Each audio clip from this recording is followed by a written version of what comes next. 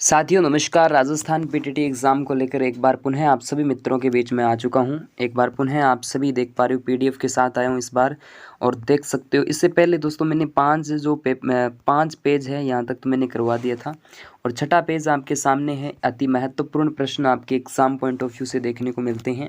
तो पहला यहाँ से देख सकते हो, वन लाइनर सीधे सीधे प्रश्न, दिल और दिमाग दोनों में छपने वाले प्रश्न है कि मारवाड़ में दामनी क्या है। तो मारवाड़ में दामनी एक ओढ़नी का प्रकार होता है। ढींगला, भिंडरिया, नाथद्वारिया है, ये मेवाड़ की ओढ़नियों के नाम कह सकते हो। उसके बाद देखिए बाड़द क्या है, तो सारवार्थ जो होते हैं वो बाड़द होते हैं। राजस्थानी भाषा के संबंध में प्रश्न आपसे पूछा गया है। राजस्थानी संस्कृति में ओलंदी क्या होती है, तो ओलंदी क्या है, नववधू के साथ जाने वाली लड़की या फिर स्त्री के रूप में इसको देखा जाता है। राजस्थानी संस्कृति में जानो रण नहीं होता, जाणोटन है। तो जाणोटन क्या है, वर पक्ष की ओर से दिया जाने वाला भोज होता है, वर पक्ष की ओर से दिया जाने वाला भोज। इसके बाद यहाँ से कि जयपुर राज्य में तोप के लिए दूसरा शब्द जो प्रयोग किया जाता है वो कौन सा है, अग्निजंतर। अग्निजंतर जो है तोप के लिए मेनली उपयोग किया जाता है। उसके बाद राजस्थान की संस्कृति में मुगधना क्या है, तो मुगधना क्या है, भोजन पकाने के लिए लकड़ी जो विनायक स्थापना के बाद लाई जाती है उनको क्या कहा जाता है, राजस्थानी संस्कृति में मुगधना कहा जाएगा। इसके बाद नेक्स्ट अगला प्रश्न आपके बीच में, तकावी क्या है। तकावी का अर्थ देखिएगा, कृषि कार्यों के लिए कृषकों को राज्य द्वारा अग्रिम धनराशि देना ही क्या होता है, आपके तकावी होता है। अगेती पछेती शब्द ये आपके कृषि कार्यों के लिए जो बिजाई होती है उसके लिए उपयोग किया, जल्दी और विलंबित यानी लेट और जल्दी बिजाई के लिए अगेती और पछेती जो शब्द है वो प्रयोग किया जाता है। इसके बाद में बरेवड़ा किस काम में आता है, ये दोस्तों उपले या जो कंडे संग्रहण, मेनली जिसको देखो हमारी लैंग्वेज के अंदर बोलते हैं बटोड़िया, ठीक है।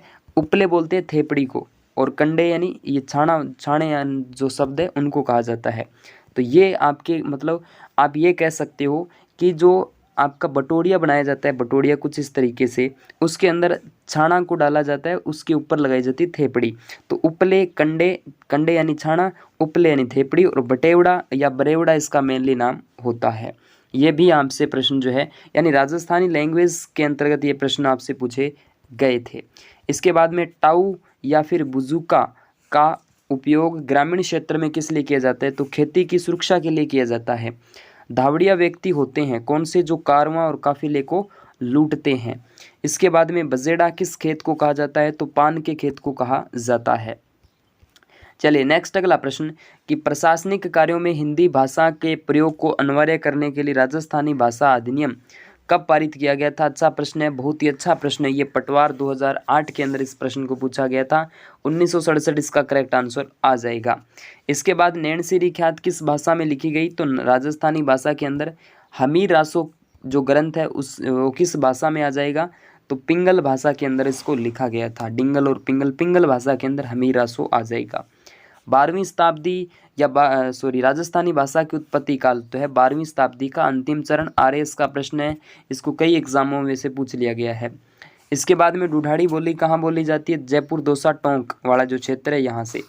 मरु भाषा पूछे तो मारवाड़ी है, कोई दिक्कत नहीं है, आपसे पूछा जाएगा। कौन सी बोली पश्चिमी हिंदी और राजस्थानी के बीच समन्वय का कार्य करती है, तो मेवाती। कौन सी है भाई, मेवाती है।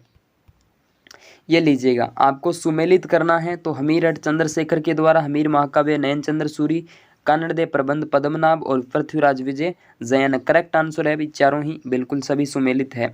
विजयदान देथा का संबंध किससे है, लोक साहित्य से। विजयदान देथा जिन्हें बिज्जी के नाम से भी जाना जाता है, लोक साहित्य।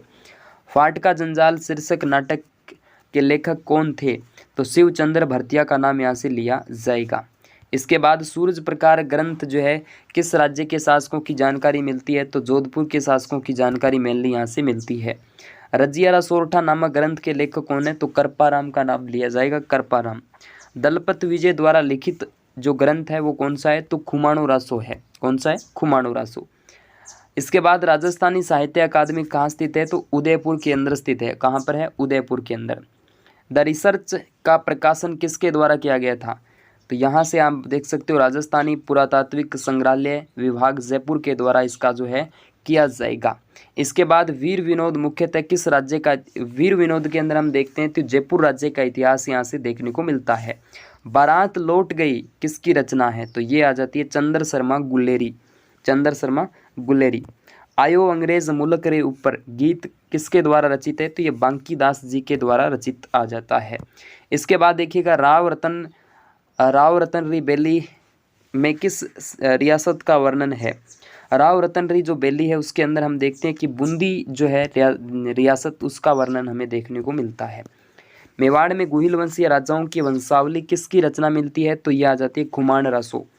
किस रासो यानी साहित्य में अलवर की स्थापना का विवरण है, अलवर की स्थापना के विवरण जो है प्रताप रासो के अंदर देखने को मिलता है। उसके बाद में शास्त्रीय संगीत पर रचना राधा गोविंद संगीत सार के रचयिता कौन थे, तो देवऋषि ब्रजपाल भट्ट का नाम लिया जाएगा। निम्नलिखित में से कौन से ग्रंथों की रचना सूर्यमल मिश्रण के द्वारा की गई थी, तो सूर्यमल मिश्रण के द्वारा आप देख सकते हो यानी वंश भास्कर, धातु रूपावली, बलवद विलास, सती रसोई, सारे ग्रंथों की रचना जो यहाँ से की जाती है। इसके बाद में रानी लक्ष्मी कुमारी चुंडावत को पद्मश्री से किसके क्षेत्र में योगदान दिया गया था, साहित्य क्षेत्र में योगदान दिया गया था। बोल भारमली किसकी रचना है, तो सत्य प्रकाश जोशी का नाम यहाँ से लिया जाएगा। तो ये दोस्तों आपके बीच में मैंने कुछ इंपॉर्टेंट प्रश्नों पर डिस्कस की आज के इस वीडियो के अंदर, इतना ही। ओके दोस्तों, थैंक यू।